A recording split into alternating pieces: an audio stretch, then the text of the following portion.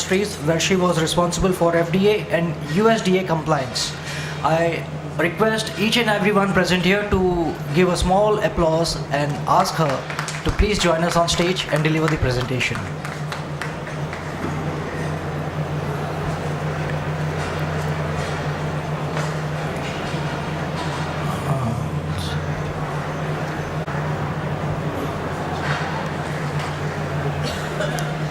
My name is Elyse Petersen, and I'm coming all the way from Las Vegas, Nevada, in the United States. I'm very honored to be here to share with you some information about the growing U.S. tea market. And of course, with every bit of growth is always some challenge. And right now is actually quite a challenging time with a lot of uncertainty on the horizon, not just for the tea sector, but for all of the food industry in the United States. So I am a food scientist. I've worked in the food industry in several different sectors and found my way into tea after I started doing international development work. And thank you so much for your talk about finding the problem, because it actually took me doing volunteerism in rural communities in West Africa for me to realize the problem that I wanted to solve. And that problem is the disconnection between the producer and the consumer in agriculture. And so this relates back to supply chain. Our global commodity food system has far separated the producer from the consumer, removed transparency and efficiency.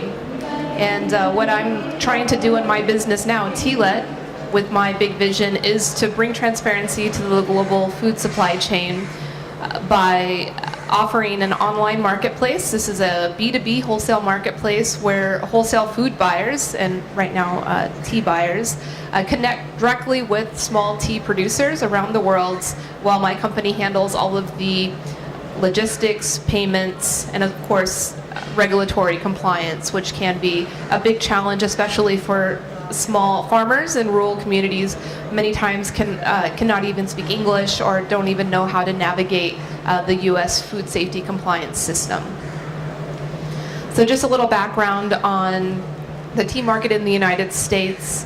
It's actually a very young market. Just up to about 5 years ago, tea was actually quite taboo for most of our history. You know, this famous story, perhaps one of the most famous stories of U.S. history, is the Boston Tea Party, where tea came to symbolize British culture. And as America gained its independence, drinking tea and being associated with tea was embracing British culture. So for a very long time, we did not drink tea. Even Lipton tea bags, they were present. So they were always there at reception alongside the coffee, but hardly anybody drank it. So it's only recently that the tea market has started to grow. Prior to this, we had iced tea, which meant that majority of the tea that was imported into the US was very low-grade commodity black tea that would be used specifically for iced tea, which would be sweetened with sugar.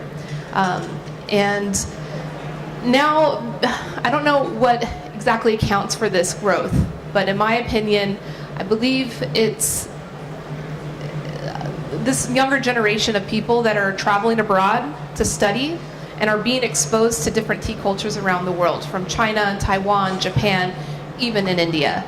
You know, chai tea is actually very popular in the United States. It's a really funny thing because we call it chai tea. We don't call it masala chai, we call it chai tea. So it's funny we call it tea, but no one really knows that. But you can go to any coffee shop now and can order a chai tea latte, which is like a milk tea.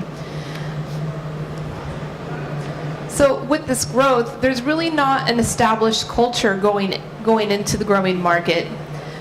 And at the same time, it's also a collection of different cultures from around the world. So my vision of where the tea market is going to eventually go is it will be a hodgepodge of Chinese culture, Japanese culture, Taiwanese culture, and Indian culture, which means it's a wide open canvas for entrepreneurs to offer very unique things to the market. And because this culture is being led by the younger generation, by my peers, the millennials, as marketers like to generalize this group of people, they believe in authenticity, they believe in honesty, they believe in ethics, they believe in social justice, they believe in good. So this growing tea market is going to be defined by this. And so that's going to mean transparency in supply chain. It's going to mean ethics, and this is ethics far beyond fair trade or far beyond tools that we've been using in the past. We're talking very, very raw transparency. The end consumer is going to want to know the minimum wage of the farmers in the gardens. They're going to want to know which chemical products are being used in the agricultural process. So there are basically two main segments in the U.S. market. We can simplify it to commodity tea and specialty tea. Commodity tea is already very well established. I defined it being mostly tea bags, what's being used for iced tea, and now actually the fastest growing segment of the U.S. tea market, which is ready to drink, RTD. So that's sweetened and unsweetened iced tea beverages that are sold alongside Coca-Cola and other soft drinks on the retail shelf. This category of the tea market is a very unstable part of the market to interact with. There's no brand loyalty. There's no focus on the origin or focus on where the tea is coming from. Really, at the end of the day, the only thing that participants in this segment of the market in the US care about is the lowest price possible. So if someone else is going to come along from Kenya, from Argentina, or from somewhere else, they will easily just buy the tea somewhere else. So it is a very unstable market to supply to, because you never know what's going to happen to your business next. In this segment, quality is secondary, price is primary. Cheapest price wins every time. So you have to be cautious. And this is not just having to compete with origins in South America and in Africa, but now we're even starting to see tea production happening in the United States. And with that comes leading innovation of mechanizing the processing of tea, which is going to win this battle, this price competition battle of who can make the tea the cheapest. When you don't have labor, and you have lots of agricultural chemicals, you have a lot of advantage in this segment. Now the other segment, and this is the segment that I get the most excited about and see the most opportunity, is in the specialty tea segments. This is loose leaf tea and some limited tea bags. So when you're working with full loose leaf tea, it's very difficult to process the tea into tea bags because of the augers that fill the tea bags. They will break up the leaf and reduce the quality and value of the tea. So in the US, loose leaf tea consumption is actually quite high and quite prevalent, especially among the younger generation. And they are, for the most part, using traditional Chinese methods of brewing the tea. So they are not afraid of loose leaf tea. It's not an uncommon, unique thing for the US tea consumer. There is brand loyalty, which is very exciting for business, because once you get a customer, you have a customer for life, and they will support your business. And this brand loyalty is not coming from online tea sales, so you're seeing lots of very high-end, well-funded entrepreneurs setting up online tea shops. I used to be one of those, and it didn't work. There's no brand loyalty in that. But there is brand loyalty in tea shops, tea houses, local communities. Sometimes these are people that don't even have a tea shop. They just set up at a party, a music festival. They set up a tea lounge, and they meet their customers that way. And the sales are happening literally in their homes, or they're happening in the community somewhere. It's a very fragmented market with very small-scale entrepreneurs that are introducing and educating about tea in the U.S. Price is secondary, quality is primary. And when I say price, it's pretty amazing the prices that you'll hear people paying for tea. And they don't even flinch at a higher price. These are prices that are similar to what you see in the high-quality Chinese tea market. So north of $100 US per kilo wholesale price. So that means it's retailing for at least $200, $300, sometimes $500 a kilo, which you guys might think is crazy, but in the US market is not crazy when there's a whole heightened level tea experience being offered by the tea shop or the restaurant. So here are the opportunities. You see, have very few opportunities under the commodity tea, but many more under specialty. So why I like to focus on the specialty tea segment. So with commodity tea, you have huge buyers. You have Coca-Cola in the game now. You've got Starbucks in the game. Starbucks procured Teavana, which is our largest tea business in the US, for $620 million about 5 years ago. They've invested heavily. Of course, now they're shutting down Teavana, but they still are focused on the tea segments. So you have these very large buyers that are interested in commodity tea. Of course, cheapest price always wins. And then the fastest growing segment of the tea market is the ready to drink. So that would be your Pepsi, your Coca-Cola, and your other large soft drink brands that are investing in tea. Again, cheapest price wins. In the specialty market, it is a very highly fragmented market. These buyers are not big. They're buying at most 500 grams, that's half a kilo at a time. So my business actually specializes in servicing these types of buyers, and they're not buying large container loads, they're not buying tons. They don't want tons of CTC, they want very high quality loose leaf tea and in small quantities. Like I said before, the wholesale price is north of $100 US per kilo. So even though these are smaller quantities that are being sold, the cash flow for business is actually quite nice because the price is significantly higher. I like to describe the pricing of the US tea market in the commodity realm. You will not be able to get a price anywhere higher than about $10 a kilo. So it ranges anywhere between $5 to $10 a kilo. Then you have what I like to call no man's land, where tea is not priced anywhere between $10 a kilo to about $40 a kilo. Nothing is really priced in that range. And then once you get to about $40 a kilo, it will go north. Some of the teas that I'm selling for about $5,000 US per kilo.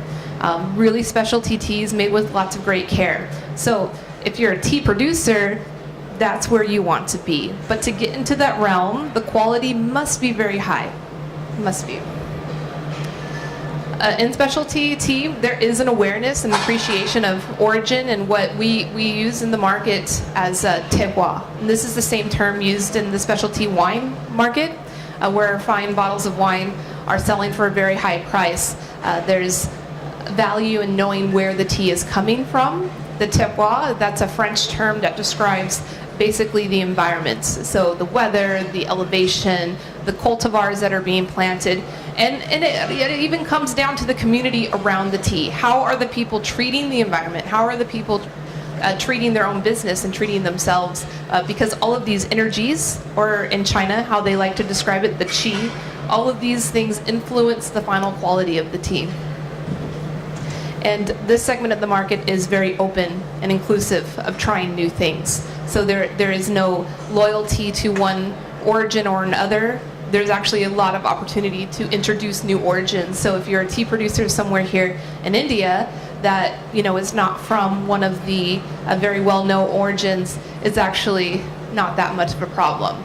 I work actually exclusively with small growers here in India because my customers want transparency. They want to know the tea is ethical. They don't want to support indentured slavery. They don't want to support the use of agricultural chemicals. So they want me to source tea only from small family-owned farms. So they know when we pay for the tea is going into the money is going into the hands of these families that are going to be responsible of taking care of their community and taking care of their employees. An example of what we're dealing with is these small growers are having difficulty gaining, for instance, in Darjeeling. There's small growers there, they're having difficulty gaining the geographical indicator of the Darjeeling logo that's located on the package that you see. The tea board has not issued that license to them and given them the right to market their tea as Darjeeling. And I say it's not a problem.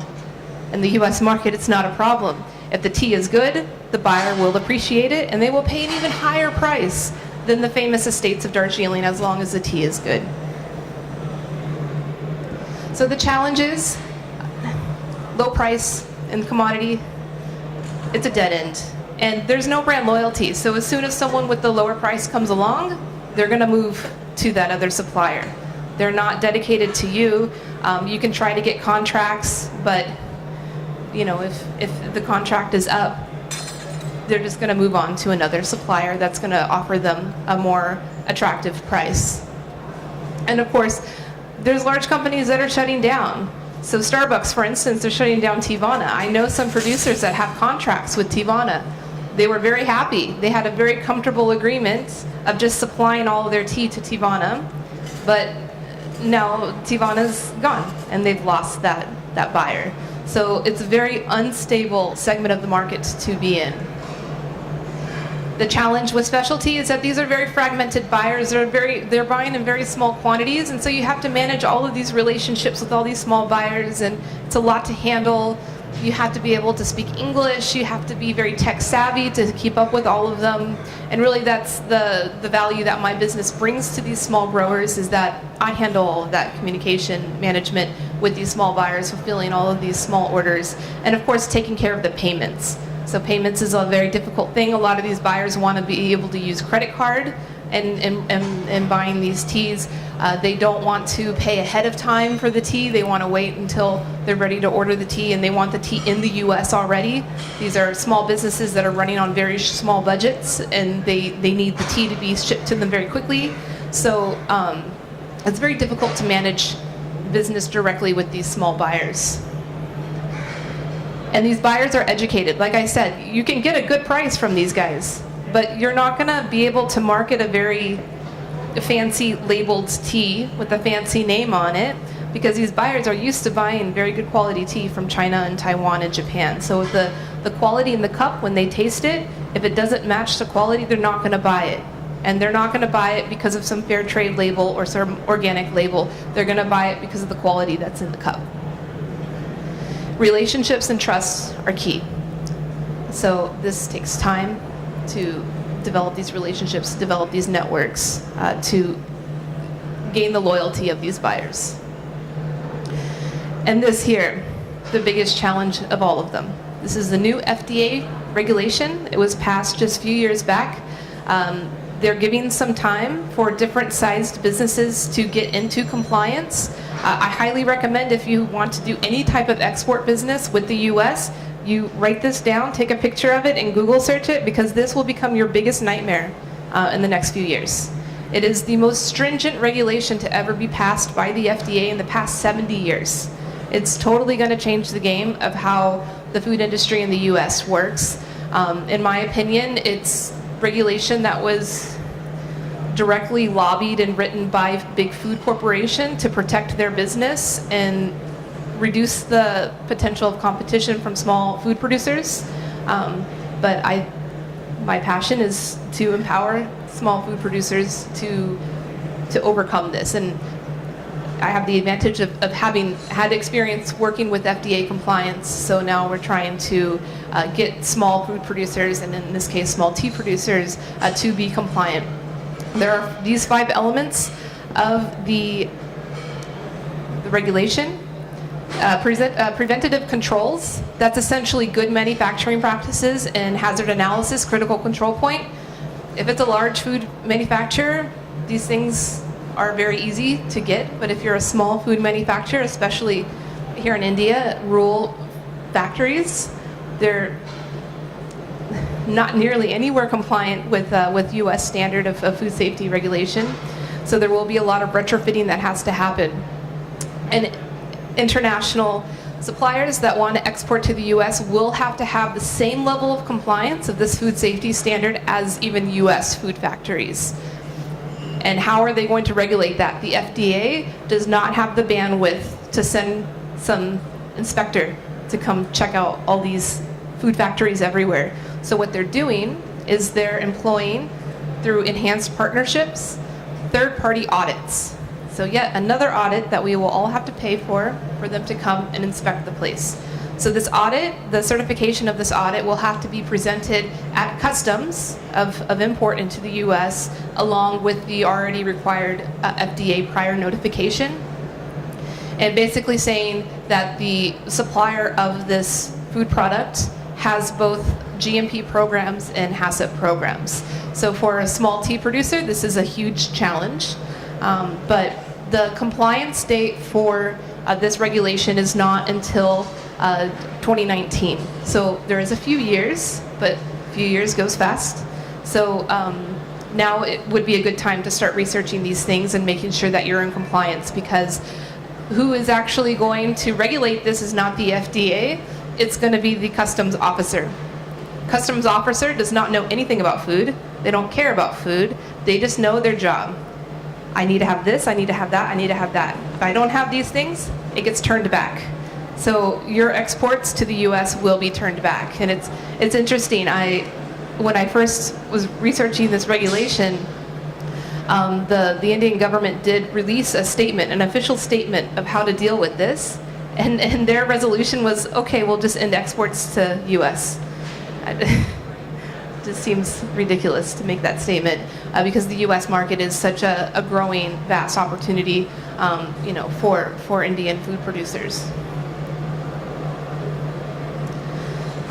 So, again, this is going over the food safety compliance that will come along. Yeah, please take photos. This is very valuable information for you. If you were to hire an official consultant, someone like myself, to come in and retrofit and get you into compliance, the estimate is somewhere around $50,000 US to get into compliance. So this is not going to be a cheap thing to handle. There could be, some work that can be done independently, but a lot of the regulations are very hard to navigate, and you will need a professional to help you out. So it will be smart to budget these things in, budgeting in time and budgeting in money that will be needed to get your food manufacturer in compliance with these new regulations. And again, you have until 2019. This is for small scale business. If your US buyer is larger than 500 employees, so if you're in the commodity tea realm, you're actually already required to be in compliance now. And if your buyers are doing at least 1 million US per year in sales, your compliance date starts next year. But if your buyers are small scale buyers doing less than 1 million a year in sales, then compliance is not until 2019. And all of these things, the supplier is responsible for this compliance. Your buyers will not be responsible. Your buyers will not do this for you. So if you're not ready to be in compliance, your buyer will drop you and find another supplier that will be compliant for them. So it's going to be your responsibility to prepare yourself for these new regulations. And again, UST suppliers are getting up and running. So you're not just competing with suppliers from other origins, you're also competing with suppliers in the US who were built to be ready and in compliance. So, all that challenge that I just said, there still is a really great opportunity. The market has really it hasn't even shown its true self of where it's going to go. Growth is just starting to get going. It will continue to evolve, but that market is going to be controlled by the ethics of this younger generation that cares about transparency, they care about ethics. And you're going to start seeing your buyers are going to get really nosy. They're going to want to know how your suppliers are handling their employees, how they're handling their agricultural practices. So, be ready to offer that level of transparency. And if you don't offer that level of transparency, they will go to another supplier that will. There's going to be a lot more innovation happening in packaging and even the brewing. Just in the past couple of years, we've had a lot of really amazing growth and new products that have come out just in tea brewing. Last year or 2 years ago, a company launched selling a tea brewing machine that was selling for $1,500. A machine, like a Keurig machine, to brew your cup of tea. Unfortunately, that company filed bankruptcy and shut down a few weeks back. But there will be many more. There will be many more innovations. So there's going to be a lot of exciting things coming out of the U.S. market, and it would be very smart for Indian tea suppliers to take part in that, because Indian tea is well known in the U.S., is well respected. So there's no reason not to be participating in it. And the final point, where the market is going, is in something that we call direct trade. So this all goes back to the transparency and the ethics. New tea businesses in the U.S., these business owners, they want to do business directly with the supplier. They don't want to be working with middlemen. They don't want to be working with brokers and wholesalers. They want to have that direct connection of knowing all the information flowing from the producer to the consumer. So that was my presentation. I thank you all. Please take my information down. I actually came with my friend Lisa here, so if you see us around, she's one of the buyers from my network. So you have questions about her business and where her customers, are kind of taking her product innovation and her business, it would be very valuable. You can either ask me or you can ask her. We'd be happy to share information, and good luck with competing in the UST market. Thank you.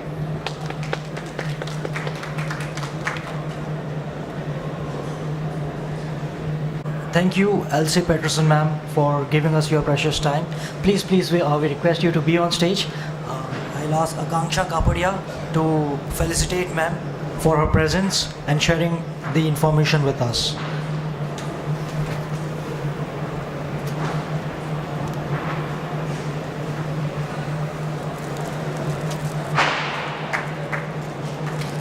A round of applause, please.